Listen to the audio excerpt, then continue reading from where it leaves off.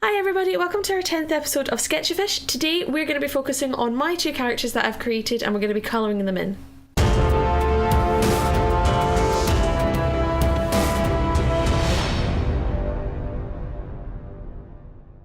Hello, welcome back to Sketchafish. You're here with your favourite hosts, Catherine and Andrew. Yay! Yay! Today we are going to be colouring in. Yay! Are you going to put numbers on mine so I can colour it that way? I'm thinking that would be helpful. I'm going to make your head bigger. Okay. It's very small compared to mine. No, how do I make it? Button? That button? No. No, that one? Yeah. Okay. Ah. Then hold shift and... Could not transform the selected pixels because... Yeah, you're on the wrong layer. Oops. That would help. Hold shift. Oh, shift. Before you press it, hold shift before you click it. Okay. There you go. There. Okay, and then... And you can still move it into place if you want to. Okay, there. Okay, and then... That button? No, nope. There's a ticky button up the top. Aha! Tick. And then I click that. And then I go... Brush! So just to make sure, I'm just gonna... Oh, that one. Okay, that's fine. Okay. Oh. Okay, so Andrew has changed the tablet. I've changed the buttons on the tablet to make it a bit easier for me at least. For you, I'm left-handed, so it does absolutely squat for me. Anyway, I was talking to squat. Somebody just appeared there for your. No one else can see that. I know. Anyway, so we're gonna fill. I'm gonna use the fill button first. We're gonna do them both at the same time. What? So, something else added up in the top right. There's a little thing you can navigate using that using just the pen. Yeah. So you can just use the pen like that. And you can zoom in and out like that. Nice. Sorry for all you epileptics out there. And you've just... Well, try using that. No. Not just now. Anyway, I don't want that brush. I just want a normal... Back to the brushes we were using before. Okay. How do I do... Put that thing away. How do I do that? That? No, just hit the button. What button? That. Oh, that. Yes, brushes are in here. Brushes are in there. Oh. We were using hard round. Hard round, cool. And it is not that big. Down to 3. This must be really weird for people seeing this. There is like a thing here that you can't see. You can see that it changed the mouse, but yeah, there's like a palette thingy. That's what they're called officially. No, are you're on the right layer. Oh shit, dope. Catherine, outline. Okay. And then I'm gonna make sure all the lines are connected, guys, because the next thing I'm gonna do is black. Ooh, that button? Yeah. Fill. Oh. See, now that is the problem with the fill tool, Catherine. Oh. You also can't use it on a different layer because you've just done that in your outline layer. I know. So you won't be able to use the fill tool to colour. Oh. You'll have to do it the long way. Okay. I thought I was being clever. My bad. Where is the brush? There is a clever way to do it called masking, using masks. Why is this not a hard round? How to do it. Because that's... Why is that? Oh yeah, I may have changed some settings. Oh, Andrew! What? What did you do? It's fine, just... Back in a minute while I fix this. Fixed it. I don't even know what layer that bit's on now. I've given up. Right. Anyway. Okay. Making for great entertainment today, aren't you, Catherine? Shut up. Right. You see, this is going to take forever now. Right. I need a nice brown for your hair. Right. Maybe that's it. There. Aha! Okay. And... Just to come back in and interject a little bit while you're drawing, Catherine. Yeah. I've changed the layer. Well, we've changed the layers. We've changed the layers, so this is under it. So you can draw behind the outline. Yes. Which makes it a lot easier. It does. I don't have to worry about going over the line. Well, I do, but You do a little bit, A but little bit. You can see where you can stop. Yeah. I don't know why I was expecting this not to be like this. I was expecting it to be... Are you okay to hear that colour? Yeah? Yeah, whatever, Okay. Whatever you fancy. Okay. You can always fix it later if Fancy you want you. it. Oh, jeez.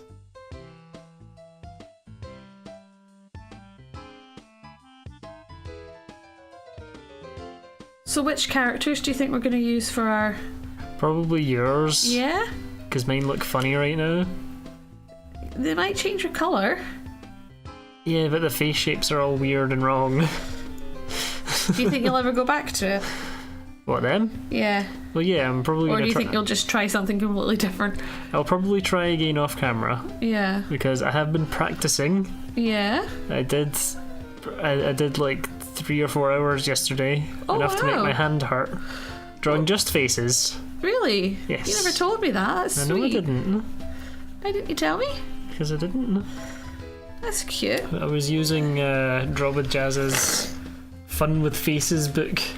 Oh, I see. And learning with that. Nice.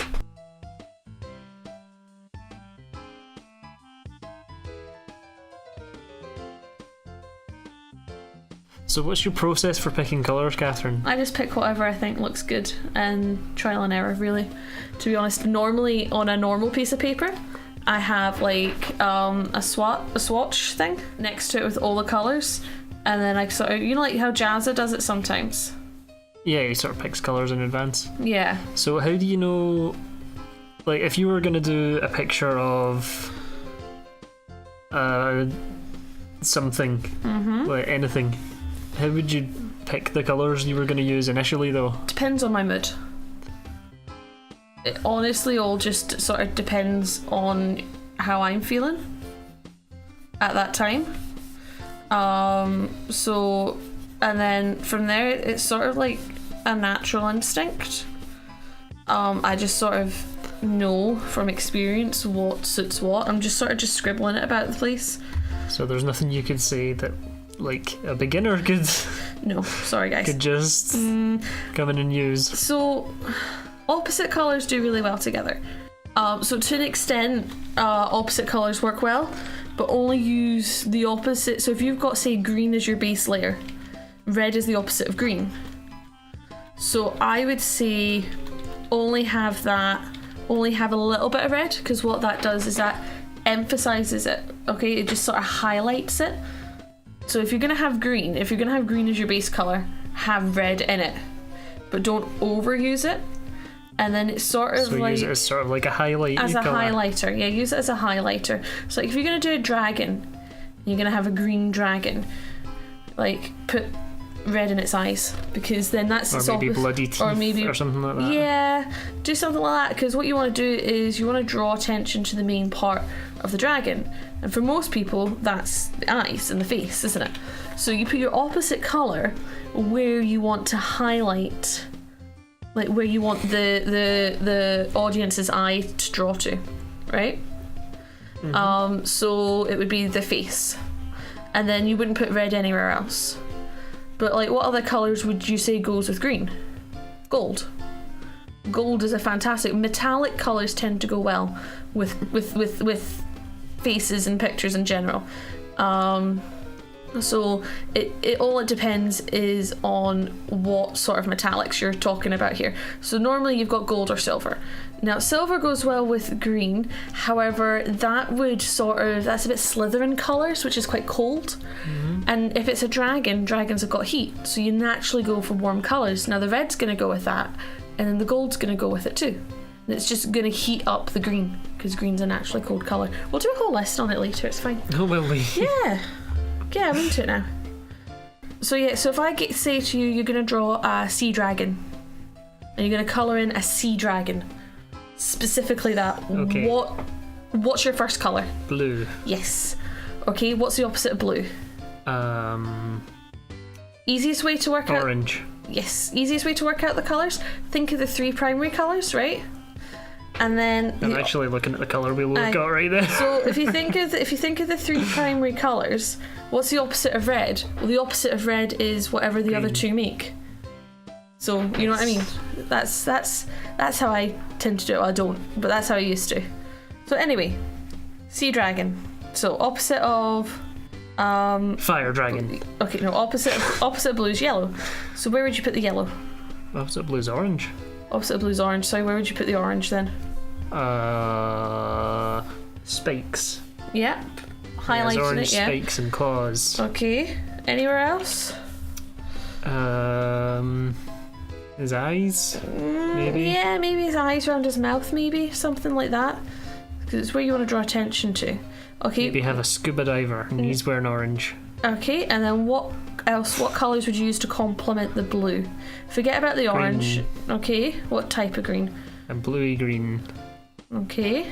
What else? Think metallics. Silver. Yep.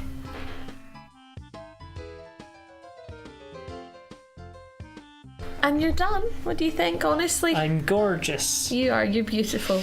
So, what I've done is I've used a spray can. An airbrush. An airbrush. I've used an airbrush to do the shadow in here, here, and here. What that does is it gives it a nice faded effect around the edges. Done that with the hair, so I can give it a nice feathered effect just to give it a bit of extra texture. It's on to you. On to me. Use this, and it's that's okay. smoother. Oh well.